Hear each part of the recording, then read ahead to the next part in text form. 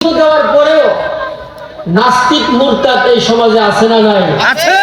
আল্লাহরই চিনে না, আসেনিও? কবর চিনে না, পরকাল বুঝে না, অথচ আসমান জমিন বানাইছেন কে? আল্লাহ। কোনো খুঁটি নাই, কোনো পিলার নাই, এত কিছু বানানোর পরেও সে আমার আল্লাহরই চিনে না, এরকম নাস্তিক মার্কা লোক সমাজে আছে না নাই? তাদেরকে আমরা ধিক্কার জানাই, জোরে কোন ঠিক কিনা? ভাইয়ের আমার, ইমাম আবু হানিফা রাহমাতুল্লাহি আলাইহি নাম শুনছেন? আর জোরে কোন শুনছেন? ইমাম আবু হানিফা আমাদের মাযহাবের ইমাম।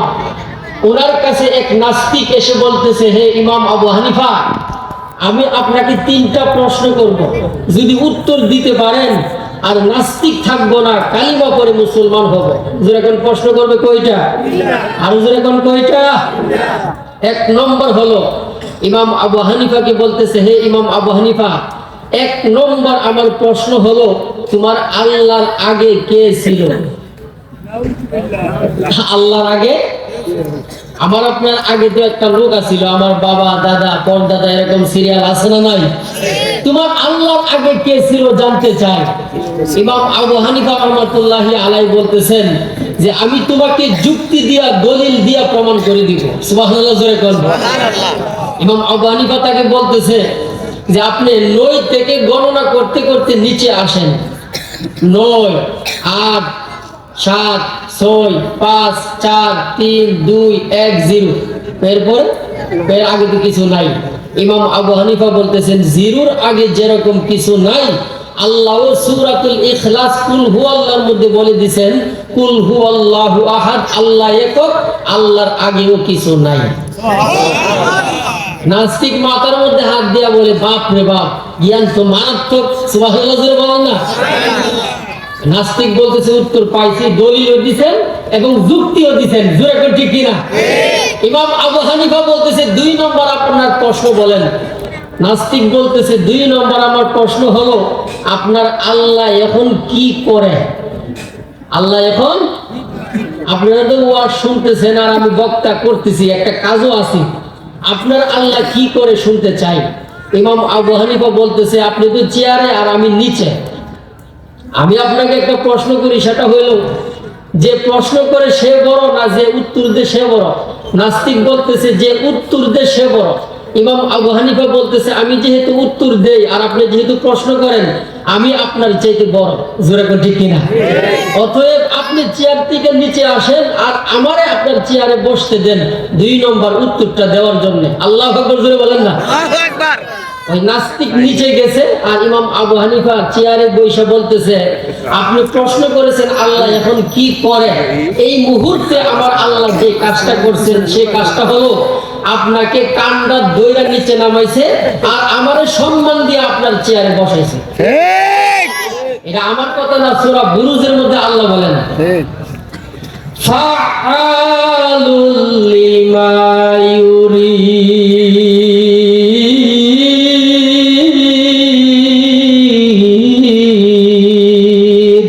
আল্লাহু আকবার। আল্লাহ যা ইচ্ছা তাই করেন। সুবহানাল্লাহ, জোরে বলেন না। আল্লাহ এখন এই কাজটা করছে, যা ইচ্ছা তাই করেন। নাস্তিক বলতেছে, বাপ রে বাপ, তো মারাত্মক বুদ্ধিমান। সুবহানাল্লাহ, জোরে বলেন না। নাস্তিক বলতেছে, উত্তর পাইলাম, এই কাজটা করছে এখন। তাহলে 3 নম্বর আমার প্রশ্ন হলো, সর্বশেষ আপনার আল্লাহ কোন দিকে আছে জানতে চাই। কোন দিকে? আমি তো আপনাদের দিকে, আপনারা আমার দিকে, একটা দিক আছে। আল্লাহ কোন দিকে আছে? ইমাম আবু হানিফা বলতেছেন, আপনি একটা মোমবাতি জ্বালান। মোমবাতি জ্বালানোর পরে ইমাম আবু হানিফা বলতেছে, আপনি বলেন তো মোমবাতির আলোটা কোন দিকে? নাস্তিক বলতেছে, মোমবাতির আলো তো চতুর্দিকে। সুবহানাল্লাহ, সুবহানাল্লাহ। ইমাম আবু হানিফা রাহমাতুল্লাহি আলাইহি বলেন, রে নাস্তিক, মোমবাতির আলো যে এরকম ভাবে চতুর্দিকে আপনি বলতেছেন, আমার আল্লাহ কোরআনের মধ্যে উল্লেখ করে দিয়েছেন, ফাআইনামা তুওয়াল্লু ফাসাম্মা ওয়াজহুল্লাহ।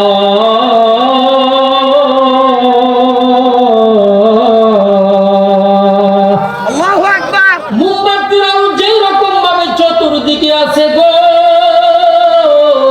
আল্লাহ বলেন, ও বান্দা ও বান্দি, তোমরা যেই দিকেই মুখ ঘোরাও ওই দিকেই আমি আল্লাহ আছি। মোমবাতির আলো যেরকম ভাবে চতুর্দিকে আছে, আমার আল্লাহ বলেন আমি আল্লাহ তোমাদের চতুর্দিকে আছি। সুবহানাল্লাহ। যেই মাত্র এই তিনটা প্রশ্নের উত্তর দিয়ে দিলেন, ওই নাস্তিক বলতেছে ইমাম এত সুন্দর আর যুক্তি দিয়ে আল্লাহর পরিচয় আমার সামনে তুলে ধরেছেন, আর নাস্তিকের কাতারে থাকতে চাই না। এই মুহূর্তে আপনি আমাকে কালিমা পড়াইয়া মুসলমান বানায়া দেন। লা ইলাহা ইল্লাল্লাহু মুহাম্মাদুর রাসূলুল্লাহ। সবাই পড়েন সাল্লাল্লাহু আলাইহি আলাইহি ওয়াসাল্লাম। এরকম অসংখ্য অগণিত প্রমাণাদি আছে না নাই? আরো যেরকম আছে না নাই? কিন্তু আমাদের সমাজে শান্তি নাই। যেরকম কি নাই? শান্তি নাই। মা যদি বলে যে বাবারে একটা কাপড় লাগবে, শাড়ি কাপড় লাগবো, মা এই কথা বললে বলে যে ছেলে পকেটে টাকা নাই। কিন্তু প্রেমিকা যদি বলে যে আমার একটা আইফোন কিনা দিতে হইব, হে হাওলাত করে কিনা দেয়। আছে না নাই? আর যেরকম আছে না? মারে একটা শাড়ি কাপড় দিব, টাকা নাই, আর প্রেমিকা বললে আইফোন কিনা দেয় হাওলাত করে। এই সমাজে আছে না নাই? আগের মতো শান্তি তো আর এখন পাওয়া যায় না। মানুষ সব পাল্টে গেছে, পাল্টে নিত জামানা। যেরকম ঠিক কিনা? আগের মতো শান্তি তো আর এখন পাওয়া যায় না। মানুষ সব পাল্টে গেছে, পাল্টে নিত জামানা। জামানা ঠিকই আছে, মানুষ সব পাল্টে গেছে, মানুষ সব পাল্টে গেছে, জামানা ঠিকই আছে। আরে চুলগুলো খাটু খাটু, শার্ট প্যান্ট আটু সাটু, সানগ্লাস চোখে তাহার যেন কোন জমিদার। বুর্জুতা পায়ে দিয়ে কাঁধে এক ব্যাগ নিয়ে, ছুটে দিলে পেস্টিক, হাসি শুধু ফিহিক ফিহিক। ওদিকে গেল দু চোখ, মনে হলো ভদ্রলোক। কাছে গিয়ে দেখি হায়রে পুরুষ মানুষ না, মাশাআল্লাহ দাঁড়ায় আছে মিস জরিনা আপা। যেরকম আছে না নাই? আরে লম্বা লম্বা আছে চুল, কানে তো আছে দুল, হাতে দিয়ে সোনার চুড়ি, চিকন ফিতার গড়ি, পাঞ্জাবি গায়ে দিয়ে হাত আছে মোড়ানো, লম্বা ওড়নাটা কাঁধে আছে ঝোলানো, হেঁটে চলে আঁকা বাঁকা যেন কোনো নায়িকা। কাছে গিয়ে দেখি হায়রে মাইয়া মানুষ না, এটা হলো আমগো পাড়ার মিস্টার সোহেল রানা। সোহেল রানা ভাই কানে দুল পড়ছে, তারপরে মেয়েদের ওড়না লাগাইছে। এই আছে না নাই? এই দিকটা নাই মনে হয়। আমি যেরকম আছে না নাই? আরে মোটা বই আছে হাতে, কলমটা আছে সাথে, সাদা সাত গায়ে দিয়ে, সূর্যরা পায়ে দিয়ে, জিন্সের পরে সেপেন, মনে হলো স্টুডেন্ট। পরনে আছে জেবেল, গায়ে মাকে দামি সেন। চাই বন্ধুর আড্ডায়, চিন্তাই করে রাস্তায়, নেশা করে গাঞ্জা খেলে 8 মাস তাকে জেলে। অবশেষে মনে হলো এইটা কোনো ছাত্রই না, এটা হলো আমগো পাড়ার টুকাই বাবুল খানা। যেরকম আছে না নাই? আগের মতো শান্তি তো আর এখন পাওয়া যায় না। মানুষ সব পাল্টে গেছে, পাল্টে নিত জামানা। ঠিক কিনা জোরে বলেন? অসুবিধা হইতেছে? আর জোরে কোনো অসুবিধা হইতেছে? আহা ভাইয়ের আমার, বর্তমান জমানা কিন্তু ঠিক আছে, কিন্তু মানুষের রং কিন্তু 100 রং ধরে। জোরে কোন ঠিক কিনা? অনেক এলাকায় আমরা যাই, অনেক জায়গায় দেখি যে আপনার বিয়ে পাস লোক, কিন্তু মাথার তার তুল যা আছে সব ছিঁড়ে গেছে। আছে না নাই? আর জোরে কোন আসেনি? এরকম এক বিয়ে পাস লোক গেছে স্কুলে। জোরে কোন কই? স্কুলে দেয়া বলতেছে, এ ছাত্ররা এটা কোন ক্লাস রে? ছাত্ররা বলতেছে স্যার এটা অঙ্কের ক্লাস। স্যারে বলতেছে ও বালুইছে একটা অঙ্ক কর। তো কি অঙ্ক স্যার? অঙ্কটা হইলো, আমি আমার বাড়ি থেকে তোদের স্কুলে আসতে 10 মিনিট সময় লাগবে, বলতো আমার বয়সটা কত? ফুলাপানে মনে করতেছে যে জীবনে কত অঙ্ক করলাম, এই যে একটা অঙ্ক তো আমাদের বাপ দাদা 14 গোষ্ঠীও শুনছে না। যাক, স্যার যেহেতু বলছে অঙ্কটা কইরই দে।